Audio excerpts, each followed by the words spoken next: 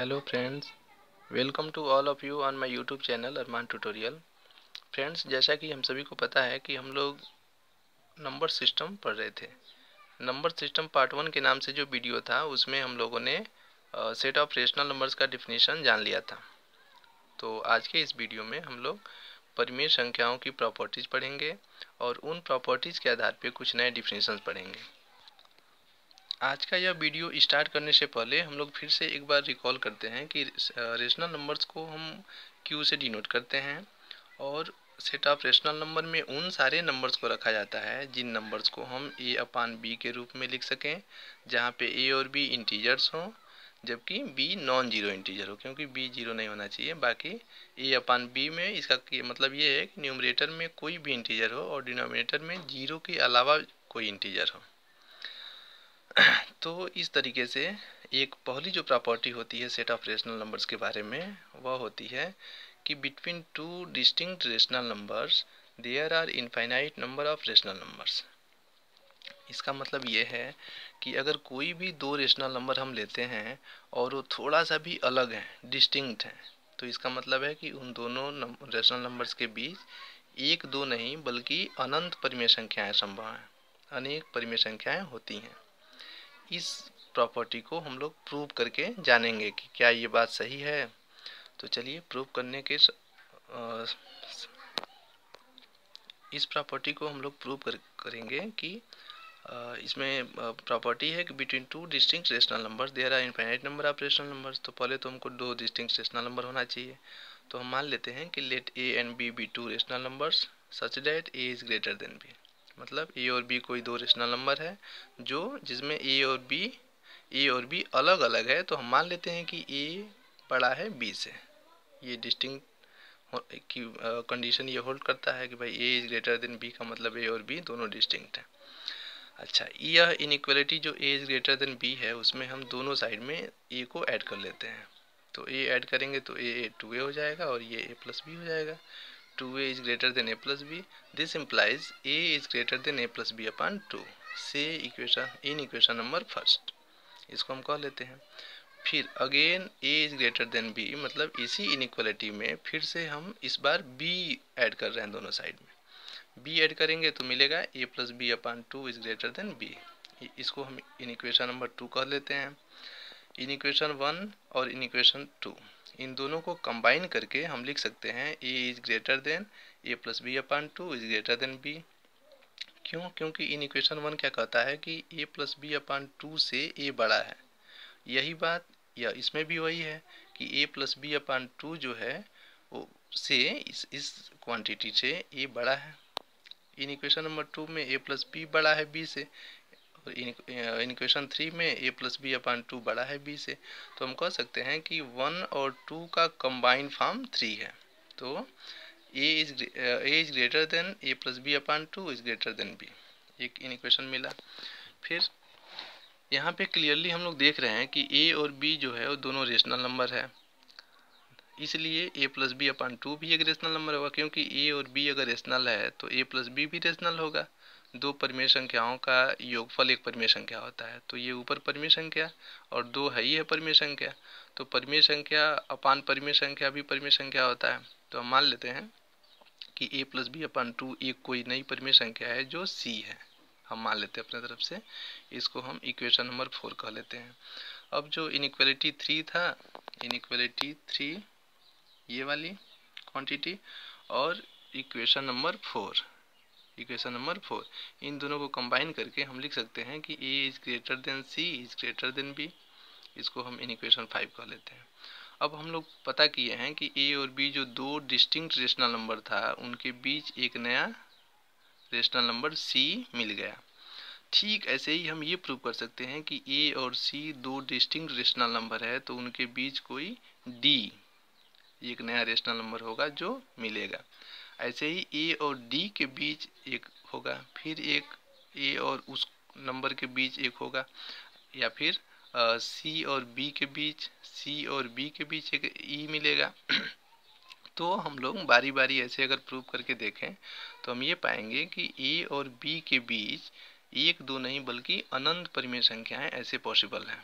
तो हम कंक्लूजन में बता सकते हैं कि in equation 6 shows that between two distinct rational numbers there are infinitely many rational numbers। वही बात है कि एक दो नहीं बल्कि अनंत परिमेय संख्याएं मिल रही हैं, जहाँ पे ये जो डी, ई और सी का जो इंट्रोडक्शन हुआ था वो क्या है, रेशनल नंबर्स है। यही बात हमको प्रूव करना था। तो ये बात तो प्रूफ हो गया कि दो रेशनल नंबर्स के बीच अनंत परिमेय संख्याएं संभव हैं, अनेक रेशनल नंबर्स हैं, infinitely many rational numbers possible हैं। इसके आधार पे हम लोग परिभाषा जानेंगे कि कौन ऐसे और भी परिभाषा हैं और कौन ऐसे और भी डिफिनेशंस हैं जो रेशनल नंबर होने का प्रमाण देते हैं। तो इसके क्रम में हम लोग पढ़ेंगे कि टर्मिनेटिंग डेसिमल, जो प्रॉपर्टी सेकेंड के नाम से है टर्मिनेटिंग डेसिमल। टर्मिनेटिंग डेसिमल का मतलब है कि ऐसा दशमलव सिस्टम, ऐसा दशमलव में निरूपित संख्या जो टर्मिनेट कर जाए, दशमलव के बाद के जो अंक हों वो टर्मिनेट कर जाए। उसका डिफिनेशन है कि those numbers which are in decimal form and it is terminate after some digit of decimal point और कॉल्ड टर्मिनेटिंग डेसिमल। इसका मतलब है कि एक ऐसी परिमेय संख्या कोई होगी जिसको हम दशमलव के रूप में निरूपित करेंगे, तो वो दशमलव के बाद के जो उसमें अंक होंगे वो दशमलव के कुछ अंक के बाद वो ख़त्म हो जा रहे होंगे। जैसे पहला एग्जांपल है 9/5, इसको दशमलव में बदलेंगे तो 1/8 आएगा, 1.5 ऐसे करके 9/5 को हम लोग डेसिमल में कन्वर्ट करेंगे तो आएगा 1.8। ऐसे ही 9/4 को डेसिमल फॉर्म में कन्वर्ट करेंगे तो आएगा 2.25। देखिए डेसिमल के बाद कुछ डिजिट पे जाके ख़त्म हो जा रहा है, मतलब 2 डिजिट पे। ऐसे ही 22/7 को डेसिमल फॉर्म में कन्वर्ट करेंगे तो आएगा 3.14285714। यानी यहाँ पे आके डेसिमल के कुछ पॉइंट के बाद, डेसिमल पॉइंट के कुछ डिजिट के बाद वो जाके टर्मिनेट कर जा रहा है, ख़त्म हो जा रहा है। तो इस टाइप के जो भी नंबर्स मिलेंगे उनको हम कहेंगे कि यह टर्मिनेटिंग डेसिमल है।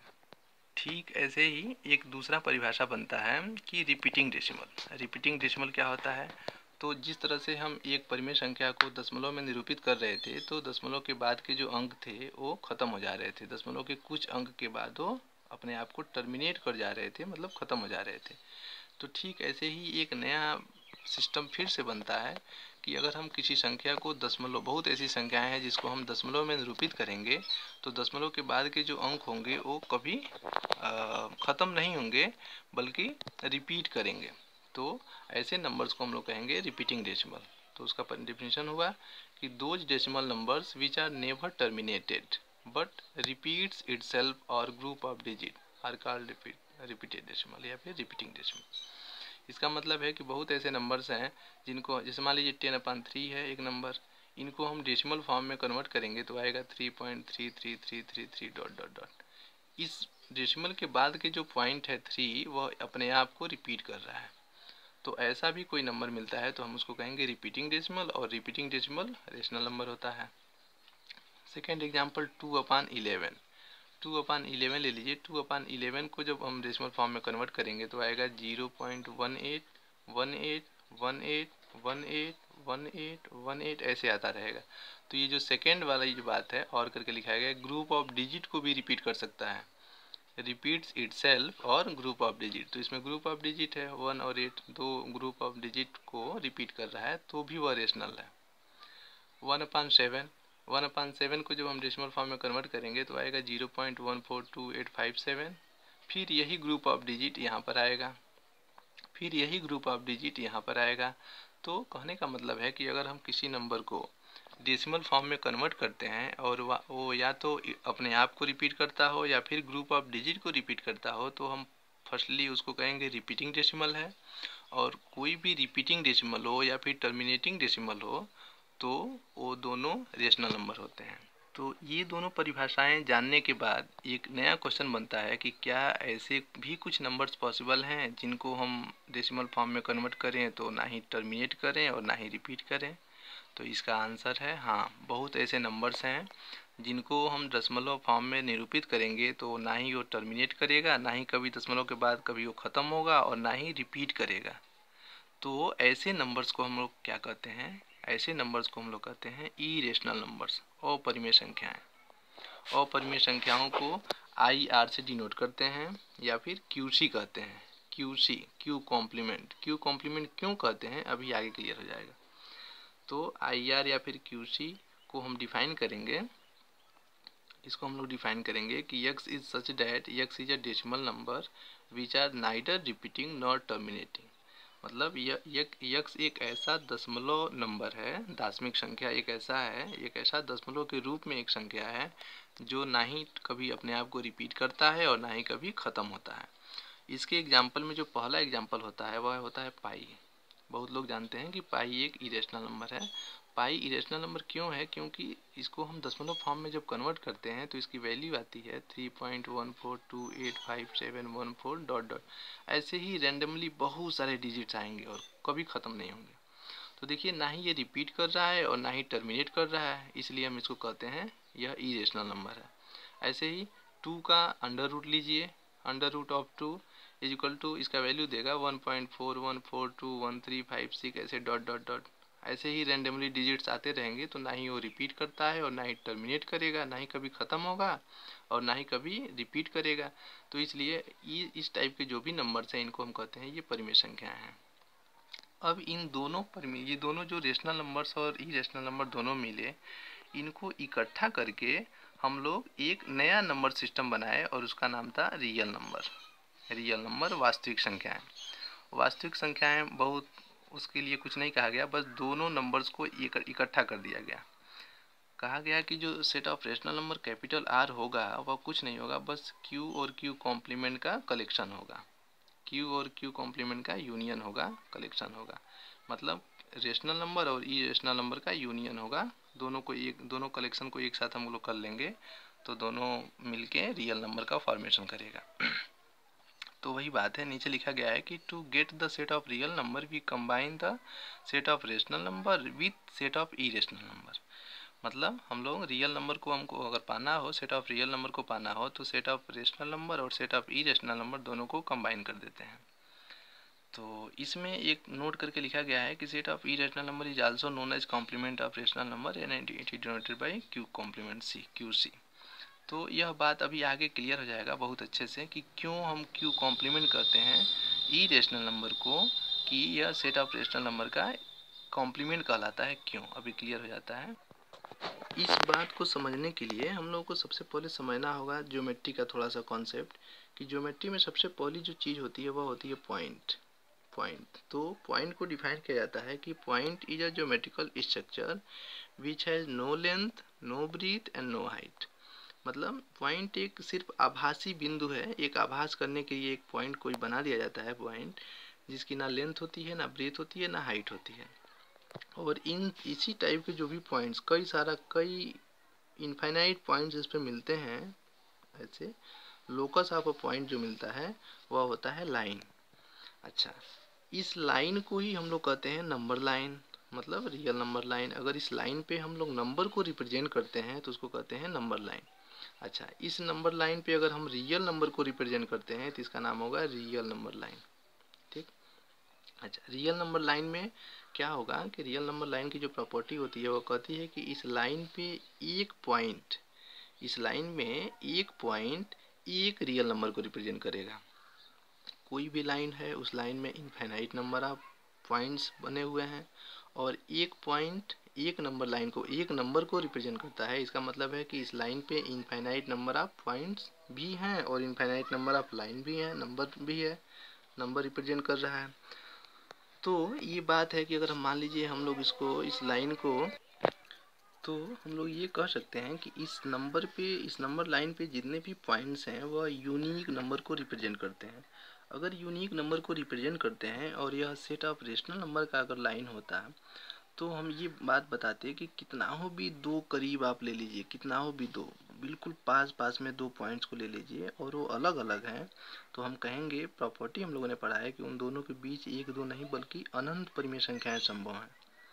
तो यह बात बताइए कि दो डिस्टिंक्ट हों और उनके बीच एक दो नहीं बल्कि infinite number of rational numbers पाए जाते हैं, तो यह बात बताता है कि उनके बीच में कहीं ना कहीं थोड़ी सी गैप जरूर बच जा रही होगी।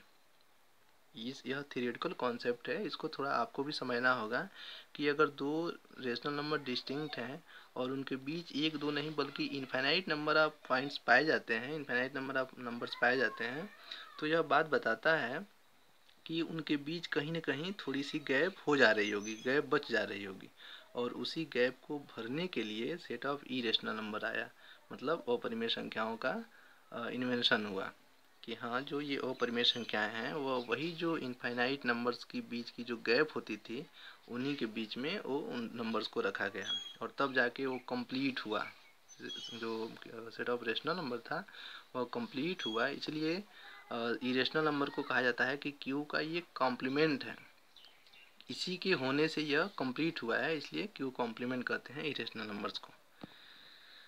आशा है कि यह थ्योरेटिकल कॉन्सेप्ट समझ में आ गया होगा। बहुत डीप में हम नहीं जा पा रहे हैं क्योंकि यहाँ पे हमारा उद्देश्य थ्योरेटिकल मैथमेटिक्स को, प्योर मैथमेटिक्स को पढ़ाना नहीं है, बल्कि हम कहीं ना कहीं इसके हेल्प से हम लोग कॉम्पिटिटिव अप्रोच की तरफ जाएंगे, तो थोड़ा सा ज्ञान होना ज़रूरी है। तो फिर से एक बार फाइनली हम लोग एक्सप्लेन कर लेते हैं इस चीज़ को कि सेट ऑफ इरेशनल नंबर को हम लोग फिर से सेट ऑफ इरेशनल नंबर को हम लोग कॉम्प्लीमेंट ऑफ रेशनल नंबर भी कहते हैं, और परिमेय संख्याएं और अपरिमेय संख्याएं दोनों मिल के वास्तविक संख्याएं बनाती हैं, मतलब रियल नंबर्स का फॉर्मेशन करती हैं। यहाँ तक बात क्लियर हो जाना चाहिए। और अगर आप लोगों को कोई डाउट है, यहाँ तक कोई भी डाउट है और आसान भाषा में लैंग्वेज को समझना चाहते हैं तो कमेंट सेक्शन में आप बताएं। कोशिश पूरी रहेगी कि बहुत ही आसान भाषा में वीडियो को बनाया जाए, जिससे आप लोगों को 100% जो हम लोग इनपुट दे रहे हैं वो 100% आउटपुट मिले। ऐसा पॉसिबल नहीं है, फिर भी कोशिश करते हैं। ठीक है, धन्यवाद। अगला सीरीज अभी नंबर सिस्टम में पार्ट 2 के नाम से होगा ये वीडियो, और पार्ट 3 का ही जो सबसे इम्पोर्टेंट कॉन्सेप्ट उसमें होगा, उस वीडियो को भी जल्दी ही शूट करके डाल दिया जाएगा। Thank you.